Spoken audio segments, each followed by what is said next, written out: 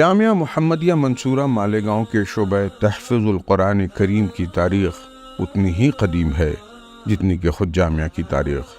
بانی جامعہ حضرت مولانا مختار احمد ندوی رحمۃ اللہ علیہ نے منصورہ کے قیام کے ساتھ ہی حفظ کا شعبہ بھی قائم کر دیا تھا۔ تب سے یہ شعبہ اپنی امتیازی شناخت کے ساتھ سینکڑوں حفاظ کرام تیار کر چکا ہے، جو ملک ہی میں نہیں بلکہ بیرون ملک بھی اللہ کی مقدس کتاب کی تلاوت سے لاکھوں مصلیان کے قلوب کو منور کرتے ہیں۔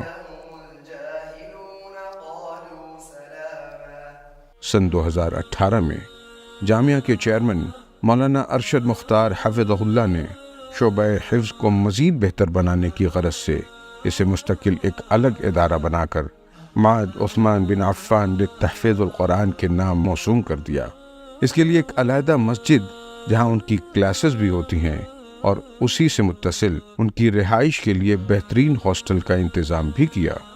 چنانچہ یہ بچے کھانے اور شام کی تفریح کے علاوہ اس مخصوص کیمپس سے باہر نکلتے ہی نہیں۔ یہاں ان بچوں کو نماز فجر سے 1 گھنٹہ قبل جگایا جاتا ہے۔ بچے بیدار ہو کر تیار ہوتے ہیں اور پھر رات کو ملا سبق یاد کرنے میں مصروف ہو جاتے ہیں۔ اس کے بعد نماز فجر ادا کرتے ہیں۔ نماز کے بعد صبح کے اذکار پڑھائے بھی جاتے ہیں اور یاد بھی کروائے جاتے ہیں۔ ناشتے کے بعد طلبہ اپنے حلقات میں بیٹھ جاتے ہیں۔ ہر حلقہ مشہور قراء صحابہ کے نام سے منسوب ہے۔ یہاں ابتدائی مرحلے کے طلبہ کے لیے حلقہ تصحیح تلاوت، درمیانی طلبہ کے لیے حلقہ حفظ اور فراغت کے مرحلے کے طلبہ کے لیے حلقہ مراجعہ کے نام سے الگ الگ کلاسوں کو ترتیب دیا گیا ہے۔ ایک حلقے میں زیادہ سے زیادہ 15 بچے ہوتے ہیں۔ 10:30 بجے کے بعد بچوں کو بریک دیا جاتا ہے، جس میں انہیں دودھ کے پیکٹس فراہم کیے جاتے ہیں تاکہ وہ تازہ دم ہو کر پھر کتاب اللہ کے حفظ میں مشغول ہو جائیں۔ نماز ظہر کے بعد ظہرانے کے لیے بچے مطبخ چلے جاتے ہیں۔ وہاں سے واپسی کے بعد انہیں آرام کے لیے اپنے کمروں میں بھیج دیا جاتا ہے۔ 45 منٹ آرام کے بعد پھر کلاس شروع ہو جاتی ہے۔ دوپہر میں ان بچوں کو اردو اور انگریزی مضامین پڑھائے جاتے ہیں۔ اسی طرح تجوید کے قواعد اور نماز کا عملی طریقہ بھی سکھایا جاتا ہے۔ عصر کی نماز کے بعد بھی تقریباً پون گھنٹہ بچے پڑھائی کرتے ہیں۔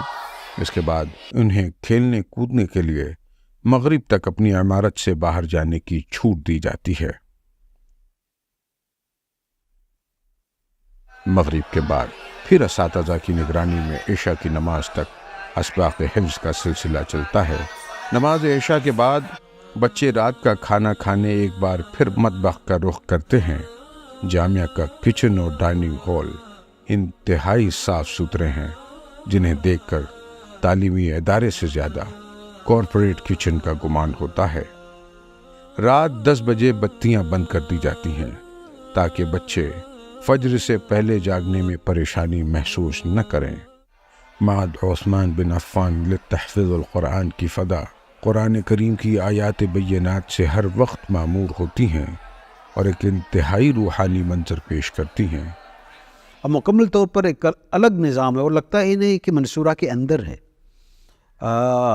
بچے اسی بلڈنگ میں رہتے ہیں، ہاسٹل کے ساتھ ہی مسجد ہے، مسجد میں ان کی کلاسیں ہوتی ہیں، اسی مسجد میں ان کی نمازیں ہوتی ہیں۔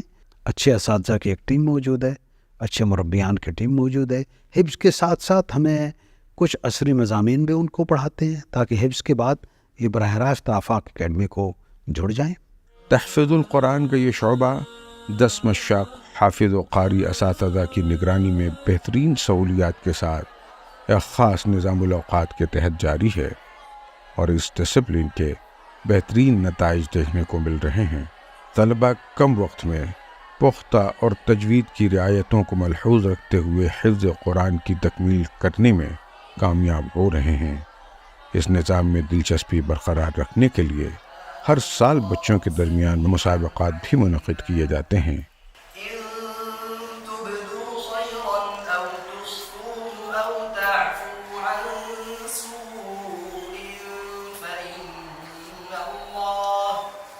فإن الله كان معہد عثمان بن عفان للتحفظ القرآن سے متعلق مزید معلومات کے لیے اسکرین پر دیے نمبرات کی مدد سے رابطہ کیا جا سکتا ہے۔ جزاکم اللہ خیرا کثیرا۔